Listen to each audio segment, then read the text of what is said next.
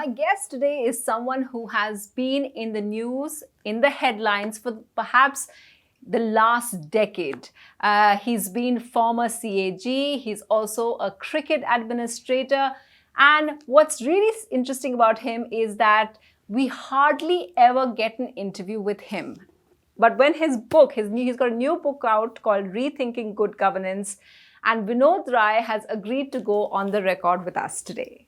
Thank you so much, sir, for speaking to us. Mr. Rai, what I find fascinating about this book is one that, you've touched on everything that concerns us right now. A lot of political issues, you've touched about them. You've given everyone a sense of history about them. And then you give your own views. One of the things that you talk about is the bureaucracy and what ails them. So, and you talk about the fact that, reading, and we're seeing a lot of people being asked to retire early, a lot of people being asked to take VRS. Many people think it's actually a way of scaring the bureaucracy that, toe our line or you'll be removed. Well, I don't agree with that viewpoint at all. Let me make one thing very clear, that bureaucrats or civil servants certainly have a security of tenure. But at the same time, that security of tenure needs to be linked with their capacity to perform. Now, what happens invariably is by the time a person reaches the age of about 50 or so, thereabouts, and he doesn't get empaneled to become a joint secretary, then he starts losing motivation. That's number one. Number two, sometimes they get off track. So I think it's a good policy for government to follow, where accountability for performance has to be brought in.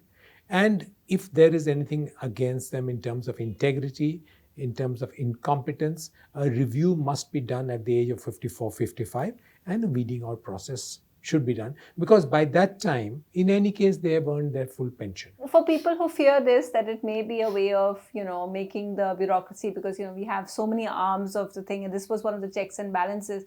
Do you believe there are enough checks and balances in place, and what are they? The recruitment process for the civil services is done through the UPSC.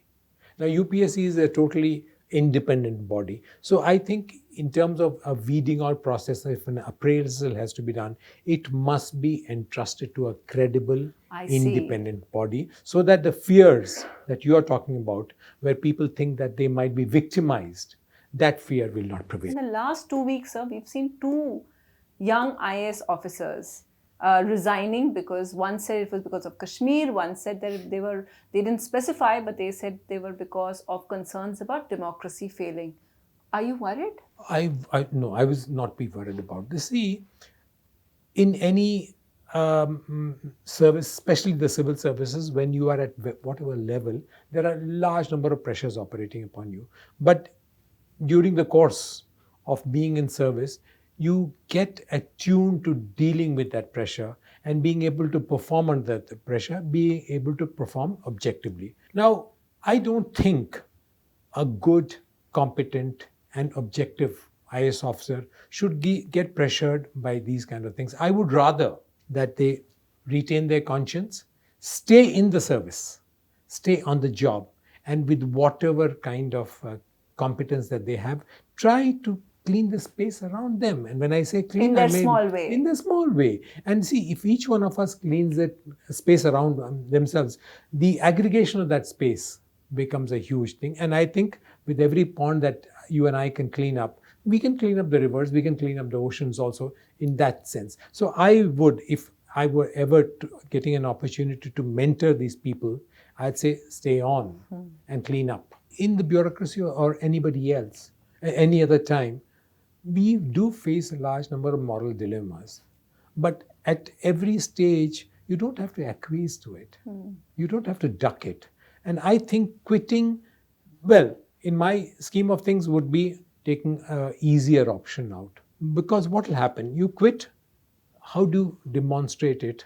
It will make headlines 1 day, 2 days. After that, it's forgotten. Interesting. So that's why I would rather that if I had that kind of a moral dilemma, I'd stay on the service and in my own way try to clean up these kind of issues. And I want to tell our viewers, there are, Vinod Rai's views on this, on the CBS investigation, are very, very candid. And what I found surprising, sir, was that you gave 4 reasons why this CBI director versus CBI director was terrible for the organization, how at various levels mistakes were made by the government. Do you want to go through some of those? It's not mistakes that I point out in it. You see, but what happens is when you are selecting a person to appoint him for a high post, maybe a secretary to Rakesh government. Asthana. Maybe a secretary to government, maybe even a CMD of a public sector bank.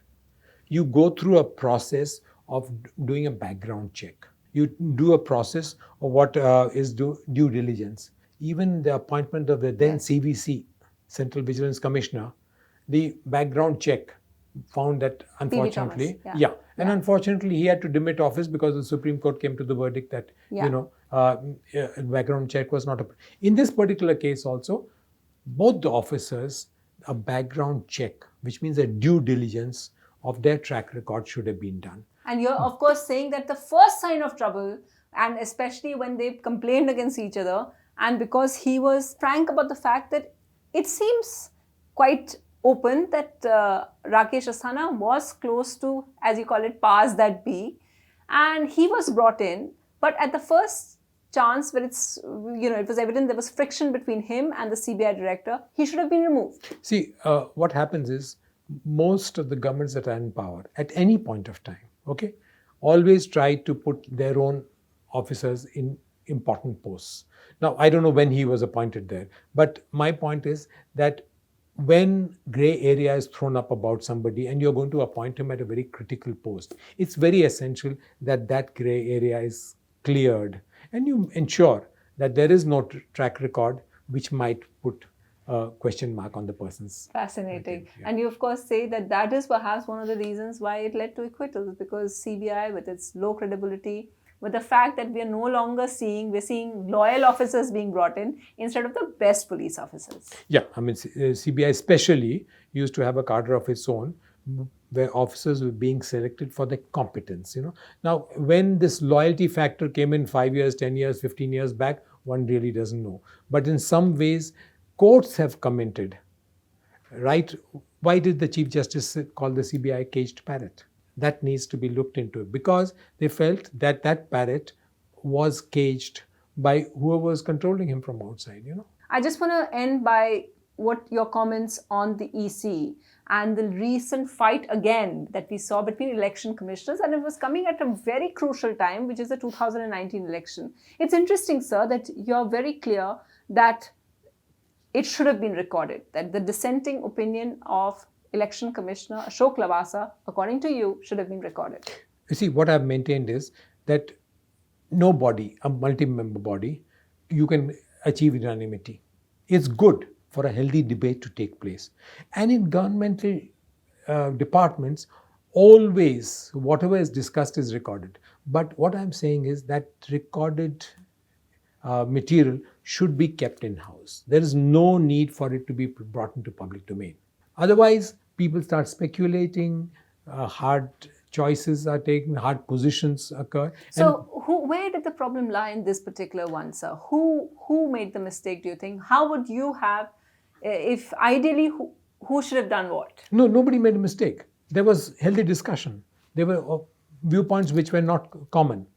I think it was people from outside said, But the Election Commission didn't record his views. No, in the internal records, they would have those views. The demand was, please bring it out into public domain. What is the view of X? What's the view of Y? And what's the view of Z? There are 3 members. So that I don't subscribe to. These are, So you don't agree with Ashok Lavasa? No, I'm not saying any. No.